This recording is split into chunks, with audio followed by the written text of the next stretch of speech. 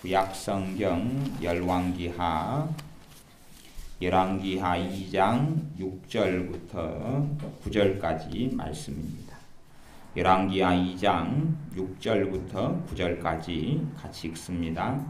엘리야가 또 엘리사에게 이르되 청컨대 너는 여기 머물라. 여호와께서 나를 요단으로 보내시느니라. 저가 가로되 여호와의 사심과 당신의 혼의 삶을 가리켜 맹세하노니 내가 당신을 떠나지 아니하겠나이다. 이에 두 사람이 행하니라. 선지자의 생도 50인이 가서 멀리 서서 바라보매 그 두 사람이 요단가에 섰더니 엘리야가 겉옷을 취하여 말아 물을 치매 물이 이리저리 갈라지고 두 사람이 육지 위로 건너더라. 건너매 엘리야가 엘리사에게 이르되 나를 내게서 취하시기 전에 내가 내게 어떻게 할 것을 구하라. 엘리사가 가로되 당신의 영감이 갑절이나 내게 있기를 구하나이다. 아멘. 우리가 치루어야 할 대가가 있습니다 라는 제목으로 주일 오전 예배와 오후 예배의 말씀을 전하도록 하겠습니다. 우리가 치루어야 할 대가가 있습니다. 우리는 두 가지 이중적인 것을 가지고 있습니다. 하나는 우리가 구원받는 데 있어서는 하나도 어떤 일을 할 필요가 없습니다. 우리가 하나님의 나라 천국에 들어가는 데 있어서 내가 구원을 완성해 가는 데 있어서 실제로는 내가 하나님께서 하신 일에 있어서 내가 하나를 더하거나 뺄 수는 없습니다. 하나님의 사랑과 은혜를 누리는 데 있어서도 내가 하나님께서 나를 사랑하시는 것에 내가 하나를 더하거나 빼지를 않습니다. 그렇기 때문에 하나님의 은혜는 전적으로 십자가를 통해서 주어지는 것이고 예수님을 통해 주어지는 것이고 그리고 우리의 믿음을 통해서 우리가 값없이 은혜로 받는 것입니다. 그러한 측면, 그래서 은혜가 은혜되는 측면, 은혜는 아무 자격이 없는 사람에게 주시는 것, 그게 은혜의 뜻입니다. 또 다른 하나의 측면이 있는데 그것은 우리가 대가를 치루어야 되는 측면이 있습니다. 그 두 가지의 측면이 있습니다. 전에 수십 년 전에 여자분으로서 전 세계적으로 병 고치는 하나님의 사역으로 크게 쓰임받은 여자분이 있었습니다. 그분의 이름이 캐더린 쿨만이라는 여사님입니다. 캐더린 쿨만 여사. 이 여자분은 가정생활을 하다가 이혼한 분입니다. 이혼했는데 이혼한 다음에 당시에 수십 년 전에는 이혼한 사람은 사실은 손가락질 당하고 사람 취급을 못했고 이혼한 사람은 하나님의 일을 못했습니다. 또 지금의 교단 중에서 합동 같은 어떤 그런 교단은 이혼한 분들은 하나님의 일을 거의 못하게 이렇게 막아놓았습니다. 또 합동교단 같은 경우는 중앙장로교회가 합동교단이죠. 근데 그런 여자분들도 목사가 못되게 아직도 막아놓고 그렇게 많이 제재를 해놨습니다. 그런 지금보다 훨씬 더 힘들었던 시대에 여자분으로서 이혼한 사람으로서 하나님의 일을 위해서 특별히 병을 고치는데 쓰임받아서 그분의 살아생전에 수백만 명이 병이 고침받고 치유받았습니다. 그것도 옛날에 1950년대 막 이럴 때 말이죠. 한 5, 60년 전 막 이럴 때 하나님께 쓰임받았던 세계적인 하나님의 사람이 캐더린 쿨만이라는 여자분이 있었습니다. 그분이 하나님의 말씀을 전할 때에 꼭 두 가지를 전했습니다. 하나는 예수님의 십자가를 통해서 은혜 받는 것, 예수님을 통해서 구원받는 것, 그것을 전했고 또 하나는 대가를 치루어야 한다는 것. 두 가지가 제가 그분의 메시지나 그분의 책들을 보면 그 두 가지가 중심의 메시지를 이룹니다. 대가를 치루어야 한다는 것. 그분이 어릴 때부터 하나님의 복음을 전하며 어릴 때부터 정말 애타는 마음으로 각 사람들이 병이 고침받기를 간절히 원했습니다.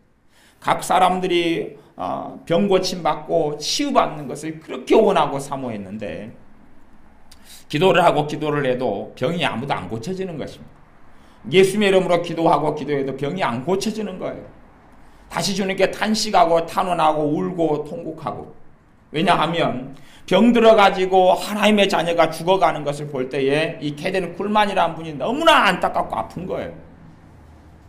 주님이 예수님을 믿지 못해서 죽어가는 사람도 너무 안타까워서 여자의 몸으로 시골까지 돌아다니면서 복음을 전하고 그리고 어떤 사람들이 병들어 아파서 암으로 죽어가고 질병으로 죽어가고 장애로 죽어가는 거 볼 때 그렇게 탄식하고 아파했어요. 그런 가운데 하나님 고쳐달라고 그렇게 애통하고 눈물을 흘리고 통곡하고 울고 기도했는데도 안 고쳐지는 거예요. 안 고쳐져요.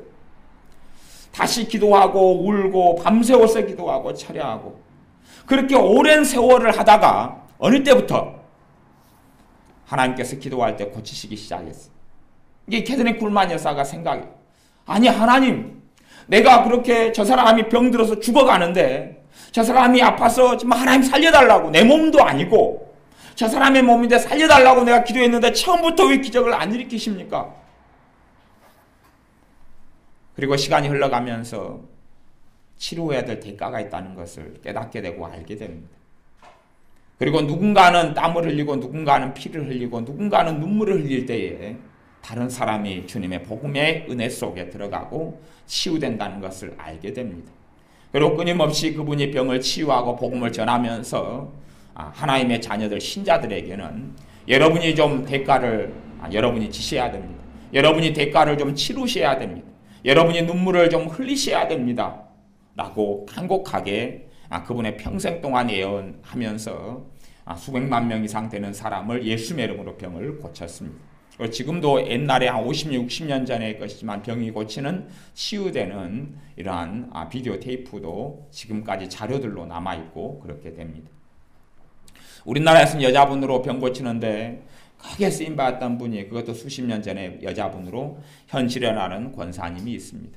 그분도 여자들이 천시받고 과시받았을 때에 천막을 세우면서 여기 여수까지 내려오고 전국을 돌면서 예수님의 이름으로 병을 고쳤습니다. 그분의 인생살이도 굉장히 사실 상상할 수 없이 고달프고 고통스러운 인생 가운데 하나님을 섬기고 또한 그로 말미암아 아직까지는 그분을 능가할 만한 그런 병 고치는 데 쓰임받은 사람이 없습니다. 그러나 그분도 대가를 치루었을 때에 가능합니다. 실제로는 그 원리는 우리의 삶 속에 그대로 있고 성경에 그대로 있습니다.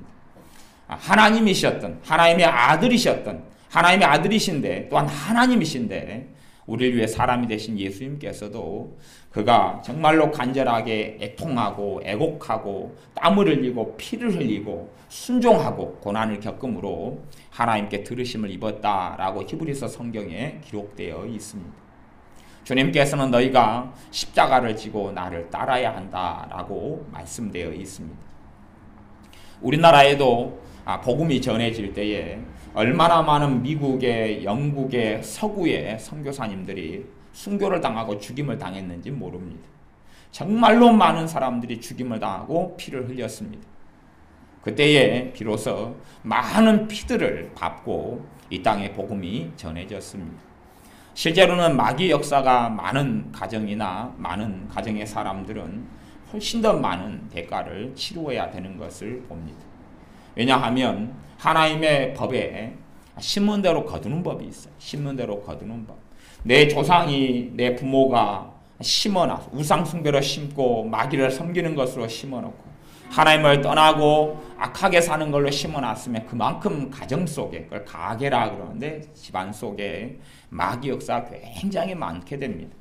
그리고 실제로는 태어나면서부터 마귀의 역사에 한 짐, 두 짐, 세 짐을 가지고 태어납니다. 세례 요한 같은 사람은 엄마 뱃속에서부터 성령 충만한 사람이었습니다. 왜냐하면 세례 요한의 부모는 사가랴 엘리사벳 부모는 하나님을 정말 경외하고 바르게 사는 사람이었다라고 되어 있고 그렇기 때문에 그 사람들이 바르게 살고 하나님을 경외한 사람으로 늦은 나이에 아이를 가졌는데 그 아이는 엄마 뱃속에서부터 은혜가 충만하고 성령 충만한 삶을 살았습니다. 하지만 우리의 부모들은 그렇지 못하며 또한 우리가 그렇지 못하기 때문에 우리의 자녀가 어릴 때부터 성령 충만하고 은혜 속에 태어나지를 못합니다. 그리고 그만큼 이 죄가 많은 만큼 아픔이 많고 슬픔이 많고 한이 많은 것만큼 사단의 공격도 많게 됩니다. 그것을 누군가가 해결해주고 풀어주려면 또 여러분의 인생의 삶 속에 역사하는 마귀 역사를 정리하려면 대가를 치르지 않으면 사실은 안 되는 것입니다. 대가를 치루어야 되는 실제로 더 중요한 영적인 원리가 있습니다. 그것은 무엇이냐 하면 하나님께서 인격적인 하나님이시다는 것이 우리가 대가를 치러야 되는 이유가 됩니다. 하나님이 인격적인 하나님이라는 것은 하나님은 창조주이시고 살아계신 전능하신 분이지만 우리 사람을 하나님께서 만나시고 다루실 때에 또 우리 만드실 때에 하나님이 형상대로 만드셨고 우리와 함께 만나실 때에 우리를 인격적인 하나님께서 인격적으로 너희를 자녀로 대우하시나니 하는 성경 말씀처럼 우리를 자식으로 대우합니다. 그리고 우리를 만날 때 인격적으로 만나십니다. 다시 이야기하면 하나님은 전능하신 능력이 많으신데 하나님 마음대로 나를 조종하시는 것이 아니다 그 말입니다. 네 이리 와. 그리고 목에다가 줄을 매가지고 이리 끌고 오고 저리 끌고 오고 그렇게 하나님은 안 하셔요. 강제로 안 하셔요. 우리의 삶 속에 내가 5분 뒤에 10분 뒤에 어려움이 닥쳐요. 그러면 하나님은 강제로 막아주질 않아요. 막아주질 않고 성령의 감동으로 그런 어려움이 있을 것이다. 그런 게 문제가 좀 있다. 그러니 너가 기도해야 된다. 그런 감동을 주셔요. 성령의 감동이 어떻게 오냐? 제가 그래서 자주 또 종종 성령의 감동에 대해서 하나님의 인도와 음성에 대해서 제가 말씀을 나누고 전하는데 걱정이 있어요. 걱정이 여러분의 마음이 막 걱정이 들어요. 걱정이 온단 말이에요. 그건 성령의 감동이에요. 걱정도 두 가지 걱정이 있어요. 계속 자식을 생각하는데 걱정이 드는 것하고 그 다음에 믿지 못하고 하나님께 기도하지 못하고 맡기지 못하고 하는 걱정. 그래 두 가지가 있는데 두 가지가 교묘하게 섞이는 경우가 꽤 많습니다.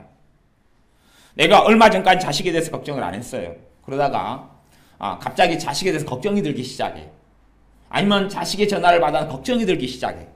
그러면 그것은 온전히 내가 잘못하고 있는 그런 것보다는 걱정이 든다는 것은 하나님의 음성의 한 종류가 됩니다.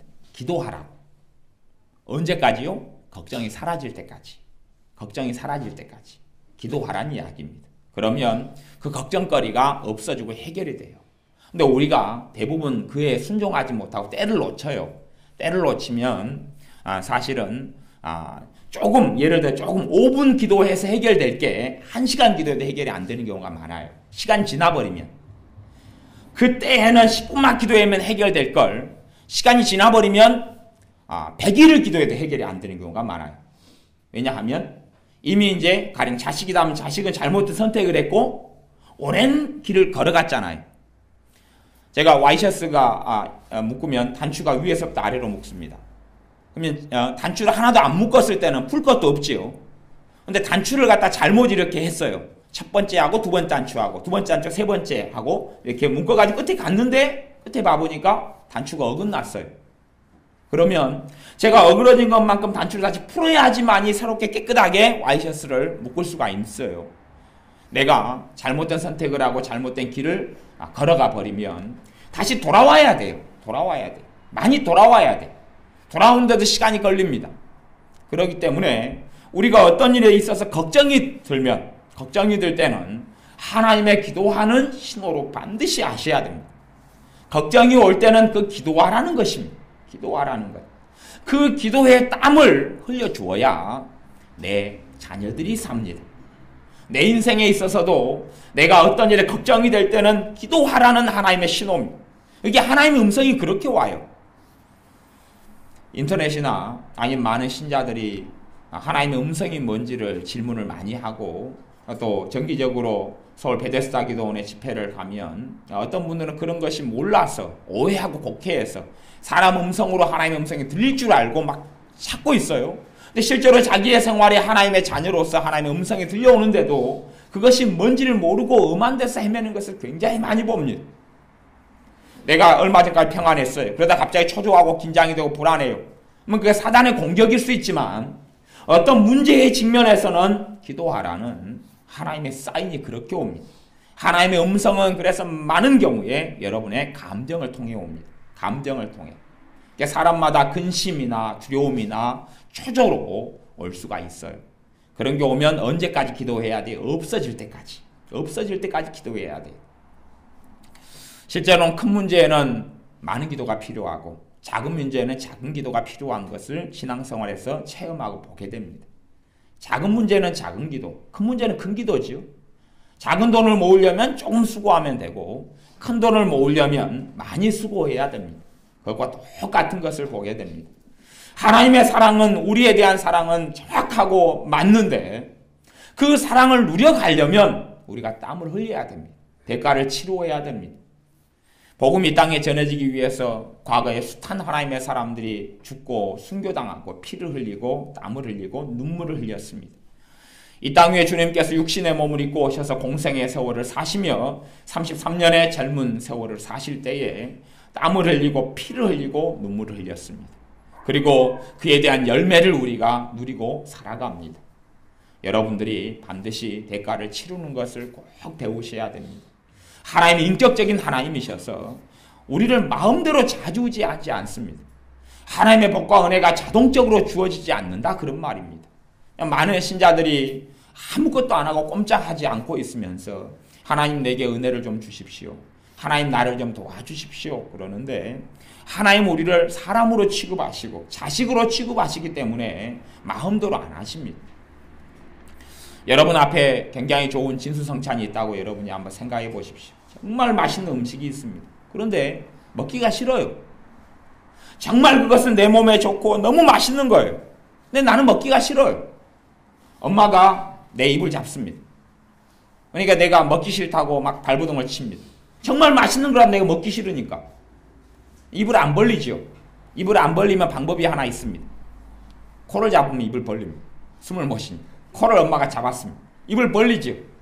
그러니까 이제 턱을 막 잡고 음식을 갖다가 막 입에다가 막 집어넣습니다. 맛있는 거니까. 몸에 좋은 거니까. 행복해요? 안 행복해요? 안 행복합니다. 안 행복해요. 하나님 우리를 조종하지 않습니다. 하나님 우리를 조종하지 않습니다. 우리를 다스리시지만 조종하지 않습니다. 우리를 마음대로 강압하거나 압제하지 않습니다. 원수 마귀는 도적질하고 죽이고 멸망시키려 해서 마귀의 역사는 지배하고 조종하고 노예화시키고 종으로 만듭니다. 하지만 하나님께서는 그렇게 안 합니다. 어떤 어리석은 목사님들이나 아니면 기도원 어떤 원장님들이나 이런 하나님의 종들이 또 실제로는 많은 부모님들이 그렇죠. 부모님들이 자신의 아픔과 상처와 문제로 인해서 또 많은 주의 종들이 하나님을 알지 못하기 때문에 하나님의 인격적인 하나님이신 걸 알지 못하기 때문에 교회를 지배하고 조종하려고 그러고 성도님들 지배하러 조종하려고 그러고 겁을 주고 협박을 하는 것을 종종 듣습니다. 그래서 옛날에도 어떤 집사님 부부가 목사님으로부터 다방에서 저주를, 지금은 이제 커피숍이 대부분인데 옛날에는 저주를 이렇게 막 받고 그리고 슬피 울면서 찾아왔던 적이 있습니다. 한 20년 가까이 되는 것 같아요. 15년. 그때 예수님의 이름 축복 기도해주고 저주를 무효화시키는 기도를 하고 그러니까 마음이 이제 놓여져서 평안히 그 집사님 부부가 갔던 일이 있습니다. 근데 우리의 삶에 하나님을 그런 분으로 알면 그런 식의 행동을 하게 됩니다. 가장 기본적인 하나님에 대한 인식과 이해를 하셔야 됩니다. 하나님은 인격적인 하나님이십니다. 인격적인 하나님. 나를 마음대로 억지로 안 합니다. 그렇기 때문에 우리가 원치 아니하면 내 삶의 어려움을 막아주실 수가 없습니다. 내가 원치 아니하면, 내가 동의하지 아니하면 하나님의 은혜가 우리 속에 밀물듯이 들어올 수가 없습니다. 근데 내가 원한다는 것은 그냥 가만 수동적으로 있으면서 내가 원해요, 내게 은혜를 주세요. 그건 원하는 게 되지 않고 땀을 흘려야 됩니다. 수고하고 애를 써야 됩니다. 오늘 읽었던 성경 열왕기하 2장에는 사실은 본문의 말씀은 2장 1절부터 11절까지인데 6절부터 9절까지만 읽었습니다. 열왕기하 2장에는 주인공이 두 명이 등장하는데 엘리야 선지자와 엘리사 선지자입니다. 구약 성경 중에서 선지자 가운데 굉장히 많은 분량을 할애해가지고 기록해 놓은 선지자 두 명이 있는데 엘리야 선지자하고 엘리사 선지자입니다. 하나님께서는 정말로 기록하시고 쓰실 내용이 많았을 것입니다. 정말로 오랜 세월 동안에 많은 하나님의 자녀가 있었고 또한 300년간 하나님과 동행했던 에녹 같은 사람도 있었습니다. 근데 에녹에 대해서는 몇 줄만 적어놨어요. 유다서에 한두 줄, 그 다음에 창세기에 한두 줄. 그리고 말고는 없어요. 근데 에녹보다 어떤 면에서 300년간 동행한 에녹이 아니라 그냥 수십 년간 살아갔고 수십 년간 하나님을 기쁘시게 했던 사람, 그 사람에 대한 이야기가 엘리야, 엘리사 선지자인데 굉장히 많은 분량을 썼어요. 그 중에서 이제 핵심되는 게 열왕기하 2장인데 무슨 사건이냐 그러면 엘리야 선지자가 정말 하나님을 사랑했어요. 정말 하나님과 가까이 했어요. 하나님을 위하여 모든 걸 버려놓고 가장 최우선 순위로 하나님을 영화롭게 했고 심지어 자기의 목숨까지 아까워하지 않고 하나님을 섬겼어요. 그렇기 때문에 엘리야 선지자를 하나님께서 산채로 천국으로 데려가셨어요. 그러니까 성경에는 사람이 죽지 않고 산채로 천국에 하나님이 데려간 사람이 두 사람이 나옵니다. 첫 번째 사람은 300년간 하나님과 65살부터 동행해서 365세를 살다가 죽지 않고 천국으로 데려간 사람 에녹이 나오고, 또 한 사람은 하나님께서 회오리 바람으로 올리시고 불말과 불병거를 보내셔서 올라간 엘리야 선지자가 나옵니다. 근데 엘리야 선지자의 제자가 엘리사 선지자가 있었습니다. 그래서 스승은 엘리야 선지자고 제자는 엘리사 선지자입니다. 열왕기 2장의 상황은 하나님께서 선지자 엘리야 선지자를 이제 천국으로 산채로 데려가시는 장면입니다. 데려가실 때에 2장 1절에 보면 여호와께서 회리바람으로 엘리야를 하늘에 올리고자 하실 때에, 회오리 바람이죠. 회오리 바람으로 하늘로 데려 올라가시는 것이, 올리고자 하실 때에 엘리야가 엘리사로 더불어 길갈에서 나가더니, 길갈이라는 곳에서 두 사람이 이제 갑니다. 두 사람이 가요. 갈 때에 엘리야가 엘리사에게 이르되 청컨대 너는 여기 머물라. 여기 있어라. 나 혼자 갈란다. 그러면 여기 있어라. 나 혼자 갈란다. 그때에 엘리사 선지자가 가로되 여호와의 사심과 당신의 혼의 삶을 가리켜 맹세하노니 내가 당신을 떠나지 아니하겠나이다. 이에 두 사람이 베들로 내려가니, 지금 길갈에서 너 떠나라. 너 여기 있어라. 나 갈란다. 나 갈란다. 이게 안 가겠다 그러면. 나는 지금 스승님 엘리야 선지자 당신을 따라갈랍니다. 이 엘리사 선지자는 지금 스승을 하나님께서 데려가는 것을 알고 있습니다. 알고 있어요. 마지막 순간까지 함께 해서 뭔가를 엘리사 선지자가 얻어낼 게 있습니다. 뭔가를 얻어낼 게 있어요. 근데 그냥은 얻어지지 않는다는 것을 알고 있습니다. 땀을 흘려야 되고 눈물을 흘려야 되고 가슴을 재야 된다는 것을 엘리사 선지자는 알고 있습니다. 길갈에 너희 가만히 여기 있어. 나 혼자 갈란다. 아니요. 스승님이 살아계시듯이 내가 하나님께 맹세하는데 나 안 떠납니다. 나 따라갈랍니다. 그리고 이제 길갈에서 떠납니다. 그리고 이제 베델로 올라갑니다. 3절에 보면 베델에 있는 선지자의 생도들이 엘리사에게로 나와 가로되 이르되 여호와께서 오늘날 당신의 선생을 당신의 머리 위로 취하실 줄을 아시나이까? 가로되 나도 아노니 너는 잠잠해라. 내가 지금 알고 있다. 하나님께서 오늘 내 스승을 산채로 천국으로 데려가 버릴 줄 내가 알고 있다. 근데 잠잠해라. 지금 너희들이 그런 거 떠들고 이야기할 때가 아니다. 4절에 엘리야가 저에게 이르되, 엘리사 선지자 제자에게 이르되 엘리사야 청컨대 너는 여기 머물라. 지금 베델이에요. 베델에 너 여기 머물러라. 여기 머물라. 여호와께서 나를 여리고로 보내시느니라. 나 여리고로 갈란다. 하나님께서 보내시긴 나 여리고로 가는데 너는 여기 베델에 있어. 길갈에서 있으라 그랬다가 베델에서 있으라 그럽니다. 있으라 그래요. 지금 엘리사 선지자가 여기에 멈추고 있게 되면 하나님의 권능을 입지를 못합니다. 똑같은 하나님을 위해 목숨을 걸고 살아가는 선지자여도 자동적으로 하나님의 권능과 은혜를 누리고 산 것이 절대 아닙니다. 절대 아니에요. 그래서 이 엘리야와 엘리사 선지자의 삶에 있어서 굉장히 많은 부분을 할애하고 있습니다. 엘리야 선지자는 이 땅에 살면서 놀라운 기적의 사람, 능력의 사람, 권능의 사람으로 살아갔는데 그 사람도 그냥 그 권능과 능력을 입지 않습니다. 이 사람의 기도는 말할 수 없는 간구의 기도로 삶을 살았고, 그래서 땀을 흘리고 눈물을 흘리는 그러한 애곡의 기도로 살았던, 온 몸을 불사르고 기도했던 사람 엘리야 선지자. 그러므로 엘리야 선지자에게 하나님의 능력이 입혀졌고, 그리고 하나님의 능력을 통하여 하나님을 영화롭게 했습니다. 엘리사 선지자도 이제 대가를 치를 때가 됐는데 그 중에 하나가 그렇습니다. 우리가 간절히 하나님의 은혜를 사모하고 원치 아니하면 그냥 단지 하나님의 은혜를 좀 내게 좀 주셨으면 좋겠습니다. 하나님은 사랑하시니까 나를 좀 도와주시면 좋겠습니다. 그런 정도로는 누릴 수가 없습니다. 단지 예수를 믿는 신자로 그냥 그저 그렇게 평범하게 살다가, 아니면 온갖 사단의 공격을 많이 받고 살다가, 환난 속에 고난 속에 고통 속에 눈물 속에 살다가 그냥 가는 것입니다. 단지 내가 예수를 믿는 구원받는 믿음만 지키기 위해서도 발버둥을 쳐야 되는 그러한 삶을 살 수밖에 없습니다. 사람이 몸이 병들면 내 몸 하나 건사하기 힘들잖아요. 내 몸이 병들고 아프면 자식이든 부모든 형제든 돌아볼 여력이 없습니다. 내 영혼이 고통스러우면 아무 여력이 없습니다. 그래서 주님께서 말씀하시기를 오직 성령이 너에게 임하시면 너희가 권능을 받고 내 증인이 되리라. 성령님께서 우리에게 임하셔야 되는데 그 권능이 임하셔야 내 직장생활에서 실제로 신자가 평안을 누리고 삽니다. 내 가정생활에서 어지간한 문제는 내 심령을 요동치게 하지 못합니다. 여러분의 이번에 제가 서울의 집사님 기도원에 오시는 한 집사님이 사실은 그런 간증을 들었어요. 그분은 굉장히 힘들고 어렵습니다. 저 같으면은 빚이 한 5천만 원 있다 그러면은 그냥 슬프고 울고 탄식하고, 전에 17년 전, 16년 전에 집에 빚 문제가 7천만 원 생기니까 제가 한 2달 동안 이불 뒤집어 쓰고 누웠어요. 그래가지고 믿음을 많이 까먹어버렸어요. 2달 동안 그냥 아이고 막 절망하고 탄식하고, 나무 보증 잘못 서줘가지고 막 억울하게 빚지고 빚쟁이들 불러 모아서 무릎 꿇고 돈 갚겠다고 빌고 막 그랬어요.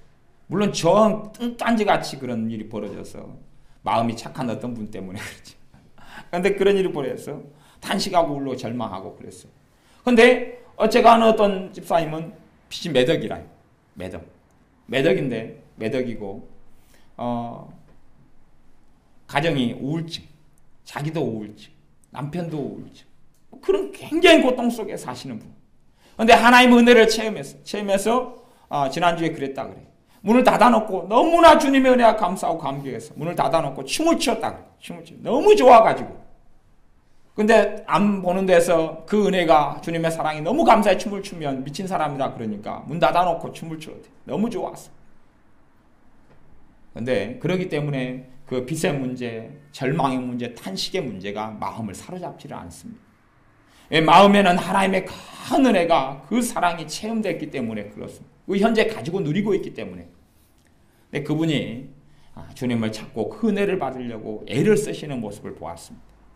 서울에서 한번 집회를 하면 또 기도원 사역을 할 때 되면 멀리서 기도받으려고 찾아오시고 고생하시고, 막 서울이면 거기가 송파구 문정동에가 우리 교회 기도원이 있잖아요.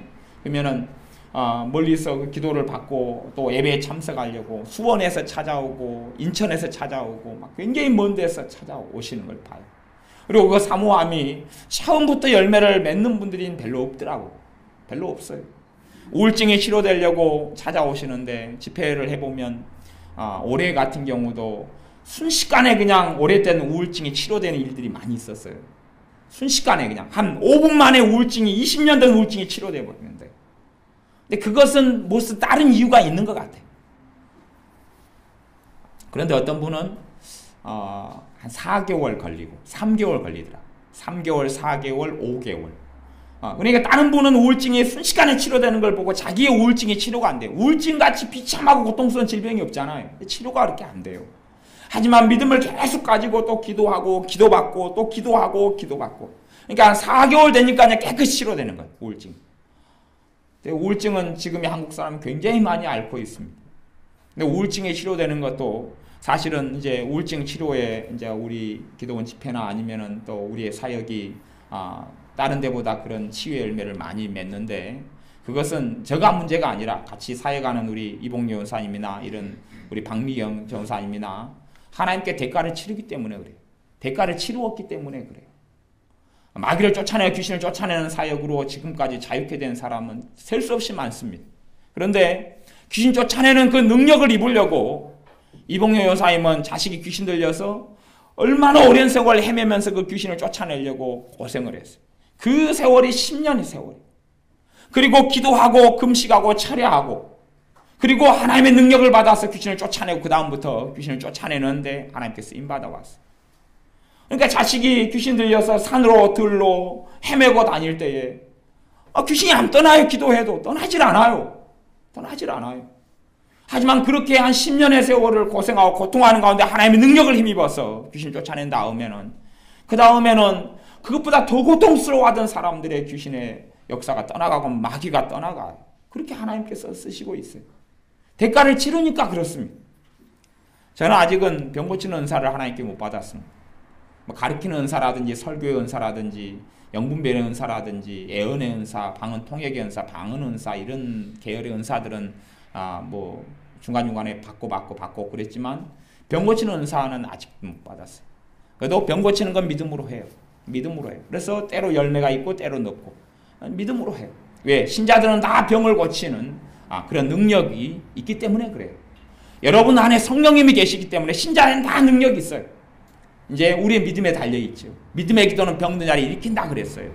하지만 병 고치는 은사를 받고 능력을 받으면 아주 수월하고 쉽게 돼요. 수월하고 쉽게 병이 고쳐져요. 근데 병 고치는 은사를 받은 사람을 보면 거의 예외가 없어요. 예외가 없어요. 이번에 이봉용 목사님이 이태희 목사님 기도원에 그쪽에서 목사님들 모임이 있어서 초청이 있어서 그리 가셨는데 이태희 목사님 같은 경우는 병 고치는 일로 하나님 60몇 살 되신 목사님이신데 크게 쓰임받고 있는 목사님이에요. 근데 그분의 간증을 그렇게 듣고 이야기해 주시더라고요. 그분은 죽게 됐어요. 말기로 죽게 됐어요. 그 가운데 애통하고 기도하고 하나님을 찾고 그리고 자기 몸이 치유되고 병 고치는 은사를 받고 능력을 받았어요. 그때 이후로 많은 사람들을 고치고 있어요. 병 고치는 은사를 받은 사람을 보면 거의 한 95% 이상은 스스로가 큰 중병에 걸렸던 사람들이 큰 중병에 걸려서 치유해달라고 하나님께 기도했던 사람들이 병 고치는 능력을 받아요. 저 같은 경우는 솔직한 이야기로 병원에 입원한 적이 한 번도 없어요. 뼈가 부러진 적도 한 번도 없고 그래서 아픈 적이 없어서 아픈 사람의 고통을 잘 모르죠. 대신에 이제 우울증 같은 거 좀 고치시는 이유가 우울증을 제가 3년간 알아봤거든요. 알아봤으니까 우울증이 기도하면 좀 고쳐지고 그래요. 근데 그런 것이 내가 고통하고 애통하고 그러면서 하나님께 다시 탄원하고 기도하고 그렇다고 해서 뭐 병 안 알아본 사람에게 병 고치는 은사가 안 주어지는 건 아닙니다. 그런 사람들도 있어요. 대신에 그 사람들은 땀을 흘려야 돼. 다른 쪽으로. 그 능력과 은사를 달라고 기도하면서 땀을 흘리고 차례하고 그렇게 해야 돼요. 왜냐하면 첫째는 하나님의 인격적인 하나님이시고 두 번째는 죄로 인해서 이 땅에 마귀 역사가 있기 때문에 그래요. 성경 말씀에 베드로 전서에는 너희가 마귀를 대적하라 그리하면 너희를 피하리라 그랬어요. 마귀하고 싸우면 우리가 싸워야 될 싸움이에요. 마귀 역사가 세면 셀수록 우리가 많이 싸워야 돼. 내 집안에 우상숭배와 제사를 많이 드리고 또한 이단에 빠지고 이런 경우는 굉장히 마귀하고 많이 싸워야 됩니다. 그래서 이단에 내 부모나 형제가 있으면 그리고 더 일찍부터 있어 왔으면 그러면 그 마귀 이단의 영이 계속 집안 안에 이렇게 역사하고 있어요. 그리고 집안 가운데 살인범이 있고 뭐 이렇게 사기꾼이 있고 그러면 마귀 역사는 굉장히 강해요. 또 집안에 사람이 일찍부터 단명해서 죽고 이런 경우들이 있고 또 암, 중병이 일찍부터 많이 있었던 경우는 사실은 죄로 인하여 그런 중병이 들어오는데 우리가 스스로 그 질병을 통해 공격하는 마귀하고 싸워야 될 문제를 가지고 있어요. 그 대가를 치러야 그게 떠나고 그러면서 단지 그 문제만 해결돼 가는 것이 아니라 내가 하나님의 통로로 쓰임받을 준비가 되어져 가는 것입니다. 하나님의 그 능력의 통로로 쓰임받을 준비가 돼 가는 것이에요. 엘리야 선지자가 대가를 인생을 통하여 치름으로 그가 하나님의 은혜의 통로, 복의 통로가 됐어요. 구원의 통로, 치유의 통로가 됐어요. 이제 엘리사 선지자가 그 오랜 세월 동안 자기의 스승을 떠나지 않고 함께합니다. 함께하면서 있다가 마지막 때에도 함께하면서 떠나지 않겠다 그럽니다. 그리고 너는 여기 머물러 있어라. 그럼 내가 아닙니다. 나 스승님 반드시 따라갈랍니다.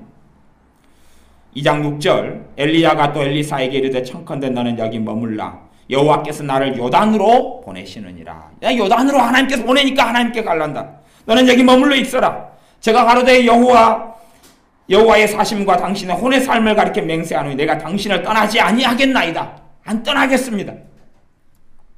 신약 성경에 우리가 누가복음 같은 경우에 수로보니게 여인의 기도를 보게 되고 알게 됩니다. 그 여자가 주님께 기도합니다. 주님, 내 딸 좀 살려주세요. 내 딸이 귀신 들렸어요. 좀 도와주세요. 주님이 뭐라 했냐 그러면요. 안 도와준다 그랬어요. 안 도와준다. 네 딸 귀신 안 쫓아내준다 그랬어요. 주님이 그렇게 이야기했다니까요. 그러니까 이 여자가 그래도 해주셔야 돼요. 내 딸을 누가 도와줘요. 예수님 말고는 없으니까 제발 좀 도와줘요. 예수님은 안 해준다. 그리고 이제 그 다음에 계속 여자가 탄원하고 애를 씁니다. 예수님이 신청도 안 합니다. 그러니까 오죽하면 예수님 옆에 있는 제자들이 예수님께 부탁합니다. 예수님, 주여, 저 여자 소원 좀 드려서 좀 얼른 보내주십시오. 그냥 고쳐주시면 되는데 왜 이리 게리는 게 많습니까? 그랬는지 모르겠어요. 좀 도와달라고 제자들이 예수님께 이야기하는 장면이 성경에 나옵니다. 그때 예수님께서 여자에게 이야기합니다. 여자야, 내 자식에게 먹는 음식을 걔들한테는 안 준다. 내 자식이 먹어야 되는데 그 수로보내게 있는 하나님의 백성이 아니었습니다. 하나님의 자녀가 아니었어요. 이방 백성이었어요. 하나님을 섬기지 않는 여자였어요. 근데 내 자식이 이스라엘 백성 유다가 먹어야 될, 하나님 백성이 먹어야 될 양식을 너희에게 줄 수 없다. 그러니까 이 여자가 뭐라고 주님께 이야기하냐 그러면 맞습니다. 맞습니다. 나는 하나님의 자녀도 아니고 마땅히 그 떡을, 자식의 떡을 먹을, 자식의 밥을 먹을 자격이 없는 사람입니다. 그러나 주님 생각해 보십시오. 집에 키우는 개가 있잖아요. 개가 있으면 먹다 남은 찌꺼기 주잖아요. 밥이 남으면 그거 개 먹이잖아요. 그거 주세요. 개밥 남은 거 주세요. 그러니까 주님께서 하시는 말씀, 여자야, 너 믿음이 크도다. 너 믿음대로 되라. 그리고 그 시로 딸이 나으니라고 했어요. 그 시로 딸이 나으니라. 여자는 대가를 치루어요, 안 치루어요? 대가를 치루어요. 대가를 치루어요. 주님이 안 된다 그러는데 우리는 된다는 하나님의 약속의 말씀을 가지고 있는 사람들이에요. 주님이 안 된다 그래도 여자는 받아내요. 그런데 우리는 된다는 하나님의 약속의 말씀, 기도하면 응답해 주신다. 믿음의 기도는 죽은 자를 일으키고 살리고 병든 자를 일으키며 살리며 고난과 절망과 탄식을 이겨낸다고. 너는 내게 부르짖으라 내가 내게 응답하겠고 내가 알지 못한 크고 비밀한 일을 내게 보이리라. 그렇게 하나님께서 우리에게 우수히 많이 구하라 그러면 주실 것이요, 찾으라 그러면 얻을 것이요, 문을 두드리라 그러면 내게 열릴 것이다 그랬는데 우리는 단순히 그냥 입만 벌리면 내 입안에 뭐가 들어올 줄로 알아요. 부모가 자식을 낳아서 자식을 키우는데 얼마나 애를 씁니까? 사람을 하나 키울 때는 백년지 대계를 세운다 그러잖아요. 짐승이나 개 같은 경우는 강아지 키울 때는 많이 수고하지 않습니다. 그냥 개밥 주면 알아서 크고 잘 돌아다니지만 사람이라는 건 정말로 귀한 존재이기 때문에 사람을 키울 때 되면 손도 많이 가고, 이제 우리 가인의 동생 우리 신미정 성도님, 정경태 성도님 애가 태어났어요. 그러니까 펜션을 운영하고 있어서 난예배는 잘 참여하지 못하지만 애가 이제 둘째 애가 이제 태어났잖아요. 이게 제가 물어보니까 기저귀 하루에 몇 개 가냐 그러니까 이제 신생하잖아요. 기저귀 하루에 10개 넘게 간대. 10개 넘게. 야, 그럼 제가 세어보니까 한 달 기저귀가 얼마 300개더라고요. 300개 기저귀를 쌓아놓고 이렇게. 지난번에 150개짜리를 3개인가 사다 줬는데 그거 한 달도 못 쓰겠더라고. 야, 신생아들. 저는 우리미 주원이 쌍둥이 때는 얼마나 썼겠어요. 하루에 20개? 30개? 어마어마하게 썼겠지. 그만큼 손이 많이 가고 애를 많이 써야 돼요. 사람을 키우는 데는. 근데 하나님 앞에서 그 은혜를 누리고 살아가는데도 대가를 꼭 치루어야 됩니다. 대가를 치루어야 돼. 너 여기 있으라. 근데 안 됩니다. 따라가랍니다. 그리고 이제 따라갑니다. 그리고 마지막 때에 2장 9절에 보면 그렇게 이야기합니다. 건너매 엘리야가 엘리사에게 이르되 나를 내게서 취하시기 전에 내가 너에게 어떻게 할 것을 구하라. 이때 이 이야기가 나와요. 엘리야 선지자가 너 진짜 나한테 바라는 게 있어 쫓아다니는 거지? 그러면 내가 지금 천국에 가기 전에 너 원하는 거 이야기해봐. 그 원하는 거 이야기해봐. 왜 그러냐면 이 엘리야 선지자는 자기가 대가를 치르고 눈물을 흘리고 땀을 흘리고 피를 흘리는 사람이기 때문에 기도의 능력이 강력합니다. 그러면 내가 하나님께 너 대신 기도해 줄 테니까 일단은 엘리야 선지자, 엘리사 선지자는 기도의 능력이 레벨이 틀립니다. 급수가 틀려요. 엘리야 선지자는 하나님과 오랜 세월 동행했고 하나님을 아는 사람, 하나님과 친밀한 사람이고 엘리사 선지자는 그것보다 떨어집니다. 많이 떨어져요. 그래서 내가 천국에 가기 전에 너가 원하는 거 이야기해봐. 너가 원하는 게 있으니까 길갈에서 베델에서 요단에서 가라 그러니까 안 가고 지금 땡강군을 쫓아다니는 거잖아. 뭘 이야기해봐. 그러니까 엘리사가 가로되 9절 하반절에 당신의 영감이 갑절이나 내게 있기를 구하나이다. 당신의 영감은 당신이 이 땅에 살아가면서 하나님의 능력을 행하는 그 권능을 2배를 주십시오. 당신에게 임한 하나님의 권능의 2배가 필요합니다. 구합니다. 그때 엘리야 선지자가 가로되 너가 어려운 일을 구하는도다. 10절 10절. 너가 어려운 일을 구하는도다. 이 믿음의 사람이 엘리야 선지자에게도 무슨 일이라고요? 어려운 일. 니 진짜 어려운 일을 구하는구나. 왜냐하면 엘리사 선지자는 하늘에서 불이 떨어지게 하소서니까 불이 떨어져 버렸어요. 그러니까 놀라운 정말로 권능의 사람인데 그걸 2배를 주십시오. 2배. 어려운 일을 구하는도다. 그리고 하나님께 기도해 줬어요. 그러면서 너가 어떠한 표적을 보게 되면 그렇게 될 것이다. 나를 내게서 취하시는 걸 내가 보면 그 일이 너에게 이루려니와 그렇지 아니하면 이루지 아니하리라. 그리고 이제 기도를 해주고 떠났어요. 천국으로 데려갔어요. 그리고 그때에 엘리사 선지자에게 갑절에 하나님의 권능이 영감이 임했어요. 갑절이 임했어요. 엘리사 선지자하고 엘리야 선지자의 삶은 아주 판이하게 달라져 버립니다. 실제로는 엘리야 선지자 같은 경우는 그 하나님의 권능을 가지고도 쫓겨다니고 도망다녔어요. 많은 인생 세월. 후반은 덜 그랬지만 전반에는 쫓아다녔어요. 이세벨 선지자, 여왕이 선지자를 죽이려고 그럴 때 너 죽여버리겠다 그러니까 노뎀나무 아래에 도망가가지고 하나님 나 이제 죽어야 되겠습니다. 그리고 탄식하고 절망했던 때도 있었어요. 근데 갑절의 능력 영감을 받은 엘리사 선지자는 그 이스라엘 왕이 그랬어요. 엘리사 선지자가 오면 이스라엘 왕이 그전에는 그 앞에 선지자는 죽이려고 쫓아다녔고 선지자는 도망다녔고 숨어다녔고 근데 엘리사 선지자는 갑절의 영감 능력을 받으니까 그 선지자가 오니까 왕이 뭐라 하냐면 절을 하면서 아버지 오셨습니까?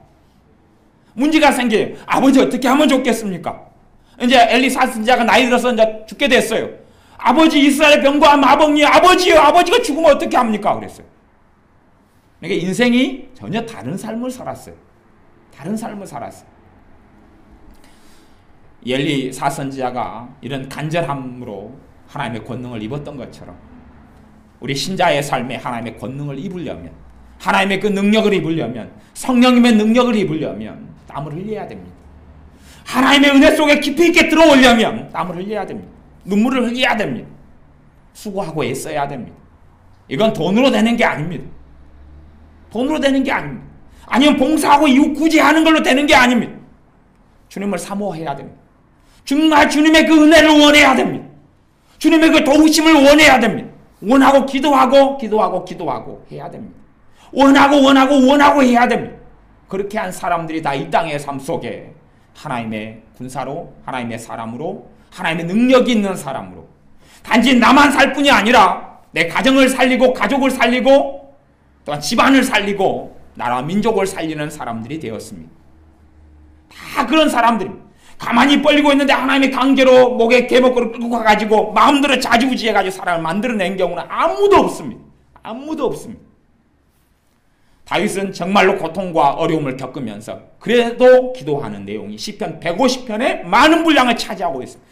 탄식과 고통과 도망자의 삶 속에서도 기도하고 하나님을 찾고 그때의 다윗을 통해서 하나님께서 놀라운 일들을 행하셨고 다윗을 하나님의 마음이 합한 자라고 하셨고 그 사람을 왕으로 세우셨습니다. 우리의 인생 속에 반드시 신자의 삶 속에 대가를 치르는 것을 배우시고 그리고 자동적으로 하나님의 은혜가 이루어지거나 하나님의 그 놀라운 사랑의 역사가 우리의 심령 속에 샘솟도 들어오지 않는다는 것을 아셔야 됩니다. 제가 지난주에는 어떤 것을 하라 그랬습니까? 우리의 마음속에 하나님 나를 사랑하셔도 사랑이 안 채워진다 그랬어요. 마음속에 빈자리가 없으면 내가 주님께 회개기도를 통하여 죄의 고백을 통하여 마음속에 들은 한과 증오와 미움과 절망과 탄식과 미움과 상처들을 주님의 십자가 앞에 내려놓아야 한다 그랬습니다. 그 수고를 통해서 마음에 빈자리가 생기는데 이것을 주님께서 채우셔요. 하나님의 사랑을 못 체험하고 못 누리는 사람들은 마음의 빈자리가 그만큼 없기 때문에 그래요. 종지기처럼 간장 그릇처럼 조금의 빈자리가 있으면 기도하면 그 조금의 빈자리 간장 종지기만큼만 내 마음속에 평안이 차요. 비워내야 됩니다. 한을 비워내야 돼요. 비워내는 방법은 주님께 고백하는 것입니다. 내 안에 절망이 있습니다. 주님께 절망을 내어드립니다. 내가 절망하였습니다. 회개합니다. 그리고 내어드리면 요한일서 1장 9절에 너희가 너희 죄를 자백하면 하나님이 미쁘시고 의로우사 너희 죄를 사하시면 너를 깨끗게 하신다 그랬어요. 내 마음을 깨끗하게 하시고 시원하게 해요. 시원하게 해요. 우리 주님의 십자가 때문에 우리가 상상하지 못할 대가를 전혀 치를 필요가 없어요. 그건 필요가 없는 것이에요. 그러나 내 마음의 한은 내가 비워내야 돼요. 내 마음의 근심과 절망과 눈물은 내가 비워내야 됩니다. 그때에 여러분의 심령 속에 하나님의 자식으로 살아가는 행복을 누리게 됩니다. 하나님의 자식으로 누리는 평강과 안식을 누리는 삶을 살 수 있고, 나만이 아니라 내 가족, 형제, 부모와 나라를 세우는 사람이 됩니다. 기도하겠습니다. 아버지 하나님, 우리는 입만 벌리고 감나무 밑에서 입을 벌려 감이 떨어지기를 바라는 마음 자세로 얼마나 많이 우리가 살아갑니까? 그러나 그런 어리석은 사람이 되지 아니하고 참으로 감나무의 감을 따 먹기 위하여 모종을 사다가 심고 가꾸고 수년간 애를 써서 감을 따고 생산하는 것처럼 하나님의 나라의 많은 것들도 옥토밭에 씨를 뿌려서 인내로 결실한다고 주님께서 말씀하신 대로 우리가 땀을 흘리고 눈물을 흘리는 것을 배우게 하여 주옵소서. 십자가를 지고 나를 따르라 하신 대로 우리가 주님을 사랑하고 사모하고 간절히 주님의 그 은혜와 능력을 원하는 사람 되어지게 하여 주옵소서. 그리하여 마귀의 결박이 풀어지고 사단의 역사가 떠나가며 우리의 심령 속에 있는 어둠과 한과 근심과 절망과 우울함과 탄식이 떠나가고 주님의 큰 사랑을 체험하며 누려서 나만이 아니라 형제와 이웃을 그 사랑과 하나님의 도우심과 은혜와 복을 나눠주는 복의 통로, 은혜의 통로, 구원의 통로, 치유의 통로가 우리가 되게 하여 주옵소서. 예수님의 이름으로 기도하옵나이다. 아멘.